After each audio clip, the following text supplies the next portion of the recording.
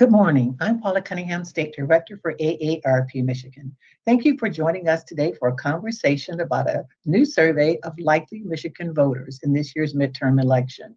I'm pleased to be joined by the top public opinion pollsters and political strategists who conducted our research. At AARP, our mission is to make certain that the most important issues facing older adults get the attention and the action they deserve. We know that voters 50 plus are the largest voting bloc in Michigan and in the country. They are a crucial voting demographic, consistently showing up to the polls and making a difference in election outcomes.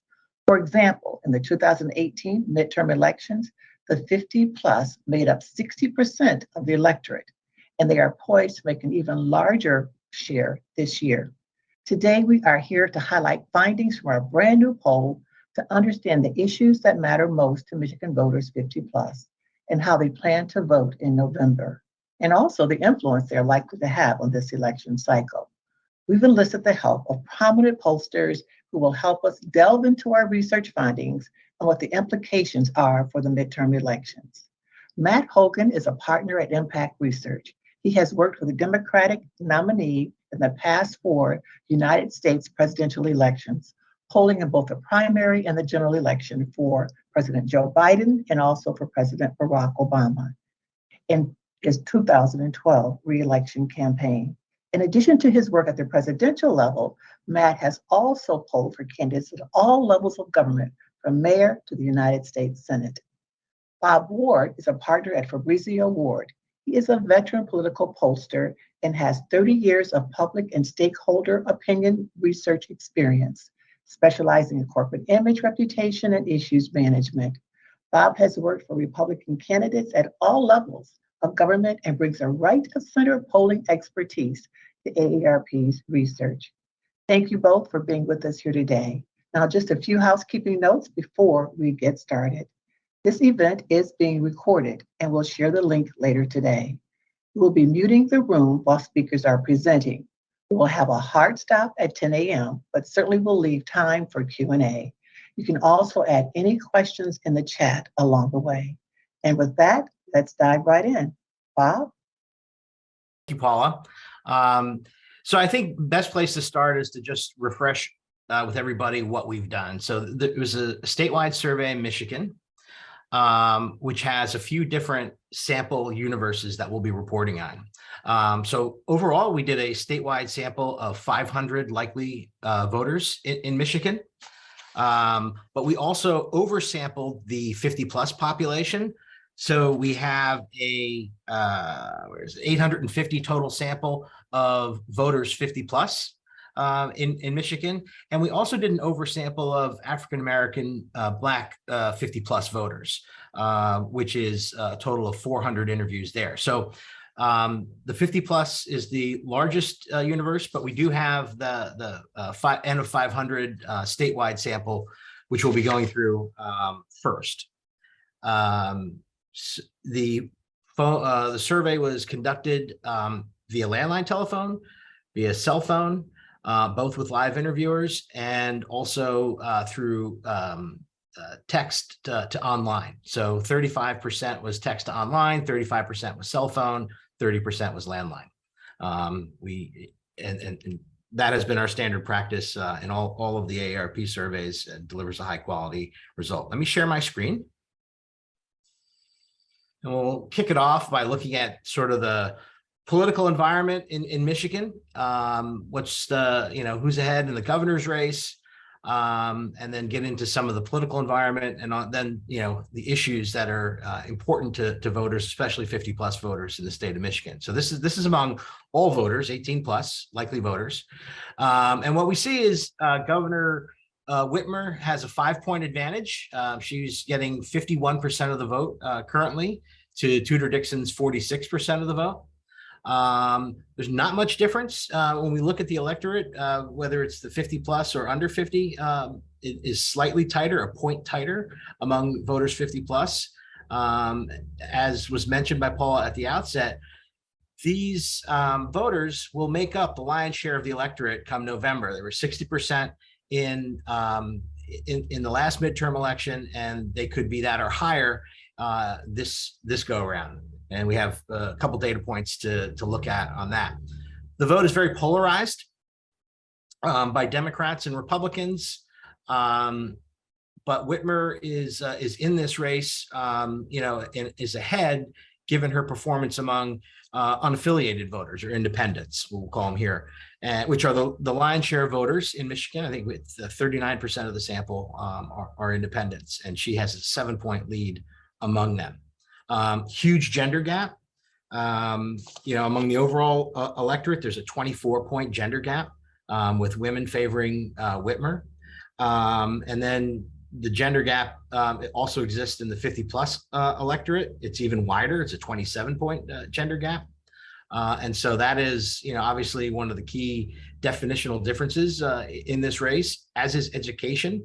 So Dixon is ahead by those, 60% of the voters of Michigan without a college degree.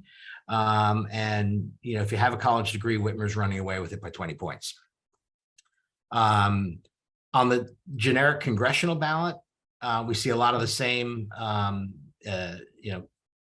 voter group performance in play.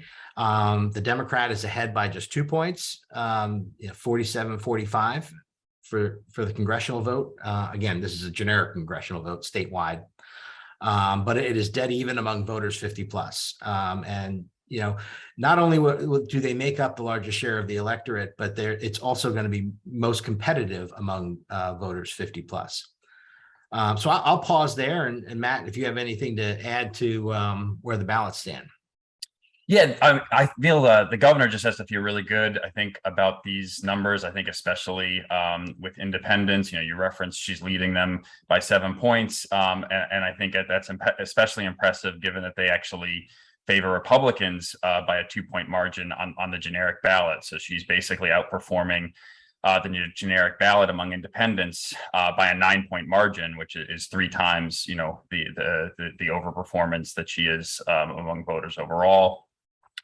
She's also, overperforming among the generic ballot among women by 7 points. And I think also, kind of speaking to her strength in her appeal with non-college voters, which has obviously, been a weakness for Democrats in past cycles. She's outperforming the generic ballot by a 6-point margin among non-college voters, and is almost a parity with them, trailing Dixon by just 4 points, which is pretty strong for a Democrat. So I just feel like the governor has to feel pretty good about where she's standing right now. Okay. So we'll take a look at the name ID, the images of the candidates for governor. Governor Whitmer is almost entirely defined by the voters. Her image is polarized by party. Not unexpected. She has a net, 2-point favorable image, 50 favorable, 48 unfavorable. It's that net 2 points is due to independence. And similar gender gap and differences by education, as we saw with the ballot. Tudor Dixon is less defined, not surprisingly. There's about a quarter of the electorate that doesn't have an opinion about her. To the extent they do have an opinion about her, she's also polarized and 3 points underwater, 38% favorable, 41% unfavorable. It is slightly more negative among voters 50 plus, but just by a point. And, the opportunity for her is in this segment of independents, where there's still quite a few independents that don't have an opinion of who she is. And also she can fill up her cup on the Republican side as well, with only 80% viewing her favorably. That could go up. And Matt, I'll turn it over to you if you have anything to add on these guys. Yeah, I mean, the numbers on this slide that really jumped out to me are the women 50 plus numbers. The governor is, in terms of her overall favorability, outperforming Dixon by just 5-point net margin. She's got a 2-point net favorable versus Dixon's 3 points underwater, so pretty close. But when you look at women over the age of 50, it's a huge gap. Whitmer has a net favor rating of 13 points, while Dixon's underwater with those voters by 17 points. So you've got a 30-point popularity gap among that very key constituency.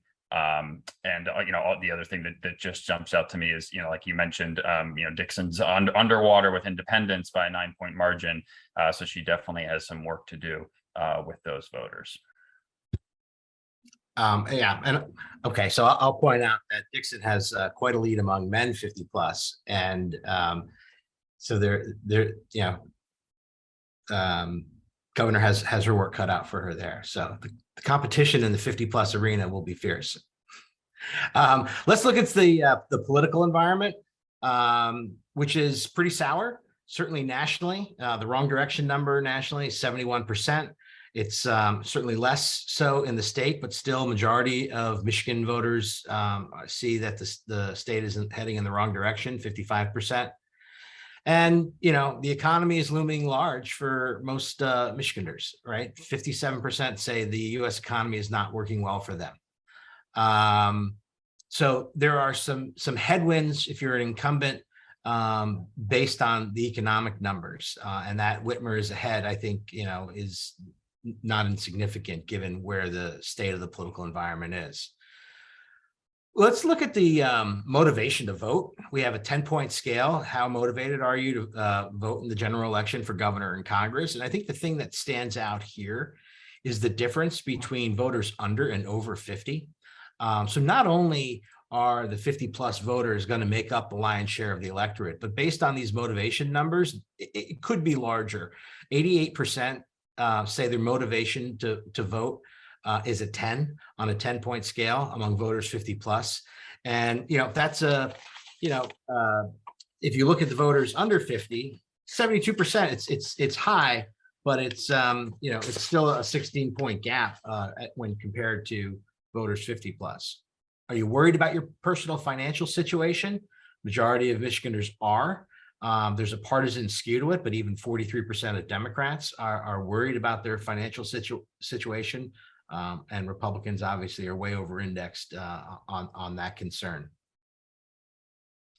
On the approval ratings, the president has a net negative job approval currently, negative by 16 points, 41% approve, 57% disapprove. Former President Trump has also a net negative approval rating, but higher than Biden's at 47% approve. And the governor has a net positive job approval at 4 points, 51% approve, 47 disapprove. And you can see her approval among independents is a 1-point positive. Matt, anything you'd add to these environmental questions?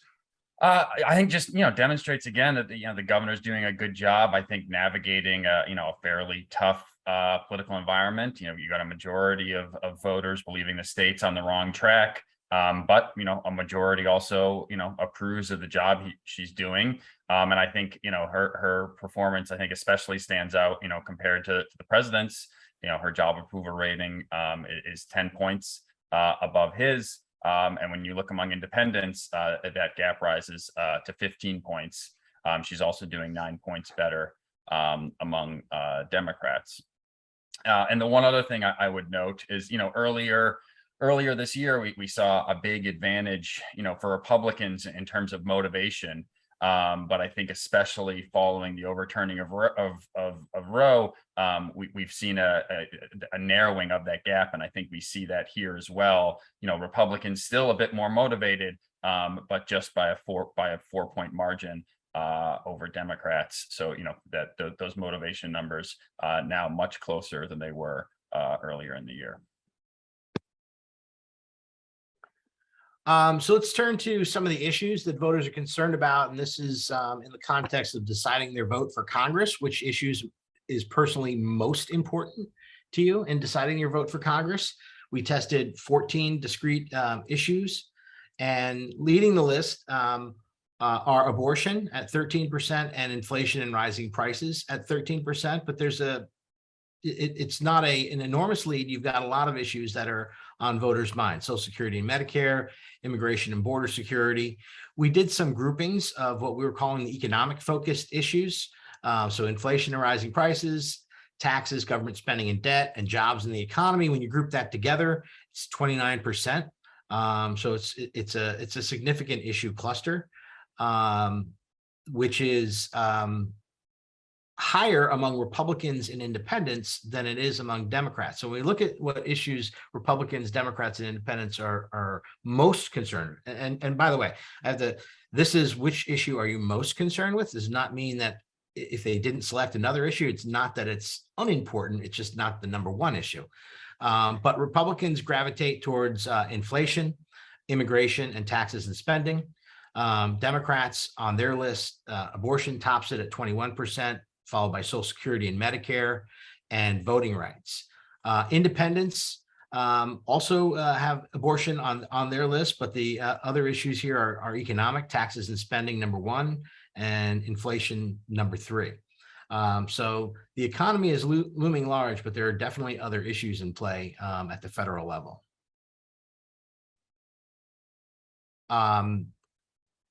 We did ask a head-to-head.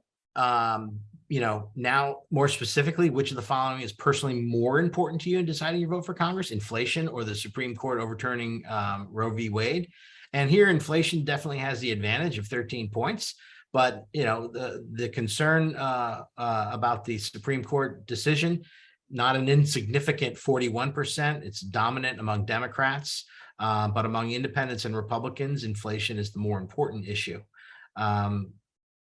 Among women 50 plus, we have a 2-point advantage for inflation. So those two issues are almost equally important among that section of the 50 plus electorate. Yeah, Matt, anything you would add here? Yeah, I'm just I think I think that second question on the bottom just I think demonstrates the importance of inflation and its salience among independent and, as we'll see, persuadable voters.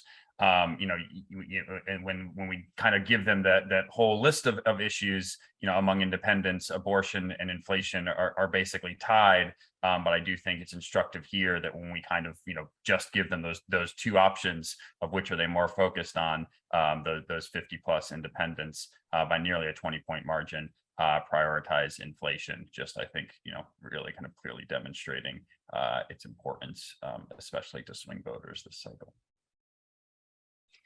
At the state level, among voters 50 plus, what are the issues of concern? And again, we see a lot, similar as to the federal level. Abortion is number one at 19%, followed by inflation and rising prices, then followed by jobs and the economy. Here we've grouped inflation, jobs, spending, and taxes as economic focused issues. They total up 37%. And again, highest among Republicans and higher among independents than among Democrats. And again, you see where abortion, 30% of Democrats pick it as the single most important issue. And, it likely has an impact on, as Matt was saying earlier, on the motivation gap closing from what we've been seeing over the course of the summer in states where Democrats are closing the gap on motivation to vote with Republicans.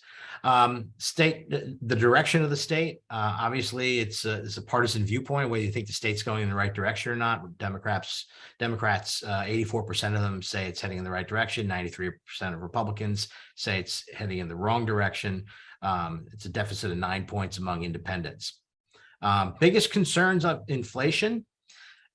We've been doing a number of polls for AARP around the country. We've polled in Maine and Pennsylvania, in Georgia. We've also done targeted congressional district surveys where we've asked this very same question.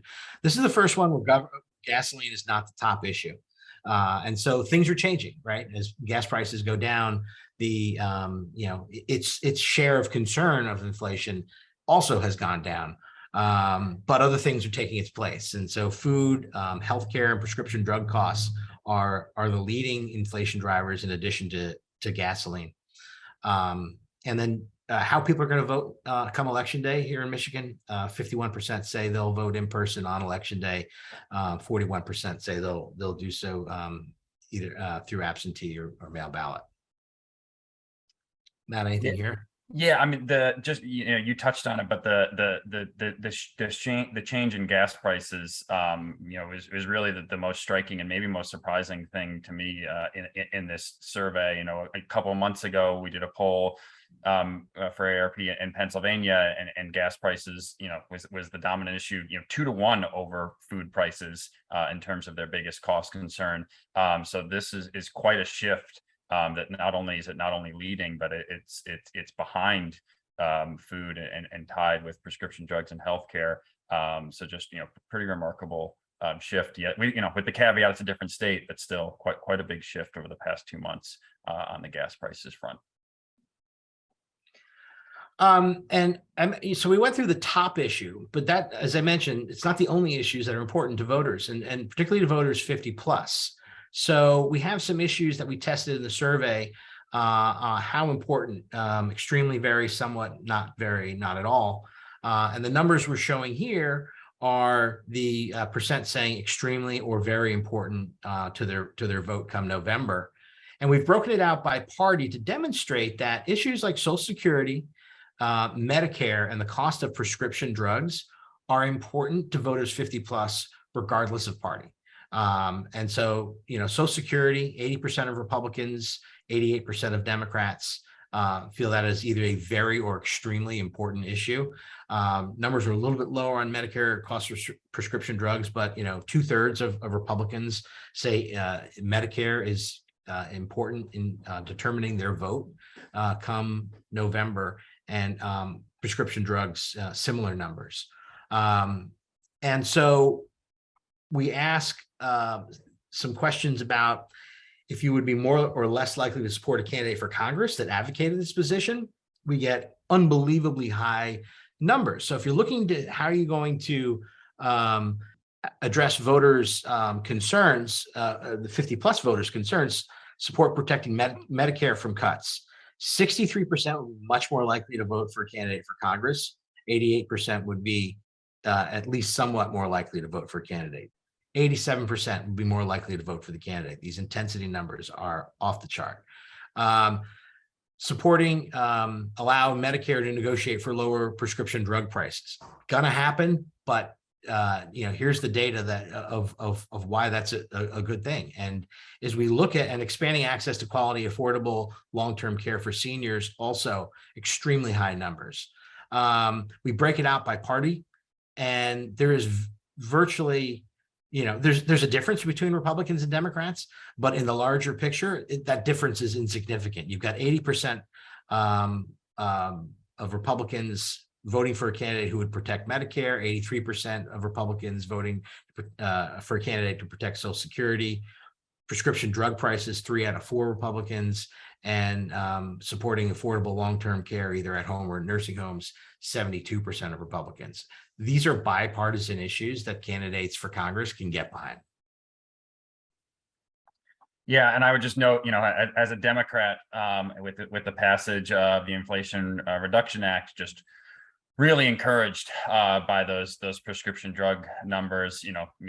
Over 2/3 of independents saying it's a prescription drug costs are an important issue, and 84% saying they're more likely to support a candidate that allows Medicare to negotiate them. 59% much more likely, which I think is a particularly important metric to look at when you're looking at kind of impact on support for candidates. So I think just really speaks to how much of an asset that issue now that the bill has been signed, that it will be for Democrats campaigning this fall.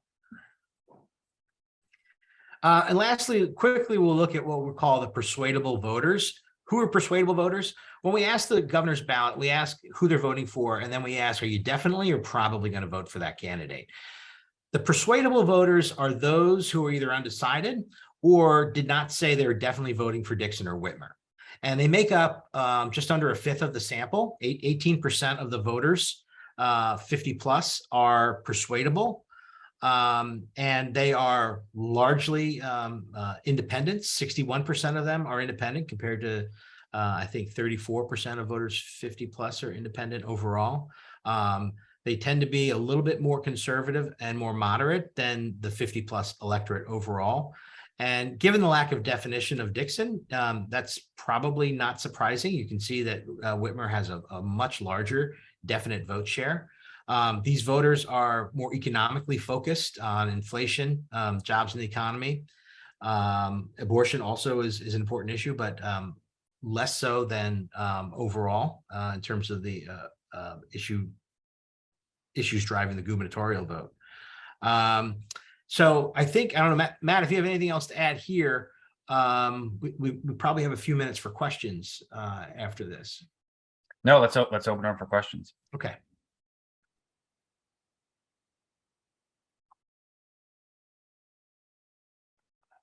And I guess maybe there's a raise the hand function. Yeah, just if anyone has a question, please either raise your hand. We can put you into the, or put your question to the chat, either way.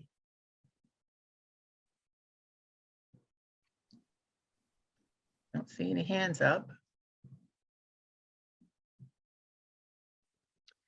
It's under the reactions button if you're looking to raise your hand.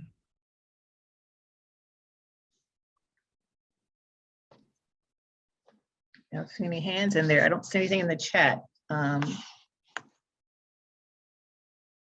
guess you all were just so thorough, and it was such captivating data that you answered all the questions. It is really excellent data, and thank you so much, Bob and Matt. And for those of you who have questions, please don't hesitate to reach out to Kathleen Simlar if you have a question regarding the state data, and or to Colby Nelson if you have any kind of follow-up questions at all. Or you can always email media@aarp.org. Just to let you know that there is some additional Michigan-specific data that will be released later next week that will also sort of piggyback on this data, but it's more Michigan-specific. So I see Charles, thank you, Charles Cooks. It was a very helpful briefing. These are some outstanding posters. Appreciate you, Bob. Appreciate you, Matt, for working with you and the work that you've done on behalf of AARP. Any other questions? Yes, any other questions before we close out? Anyone? I just wanted to mention, because we didn't go into the report in detail, there is a report of the African-American Black sample of 400 voters 50 plus that will be released, has been released today. So I just want to make sure that people know that that's there. We didn't get to address that in our presentation today. Absolutely. There just simply wasn't enough time to do all of that, but you can have access to that report. Anything else? Any other hands up? Anything else? All right. Well, if there's no other questions, no other comments, appreciate you all taking the time to be with us today. You know how busy you all are, and don't hesitate to reach out to us if you have additional questions or follow-up. Colby Nelson or Kathleen Simlar for state issues, or AARP, media@aarp.org. Thank you so much. That wraps up our program for today. Thank you for being with us.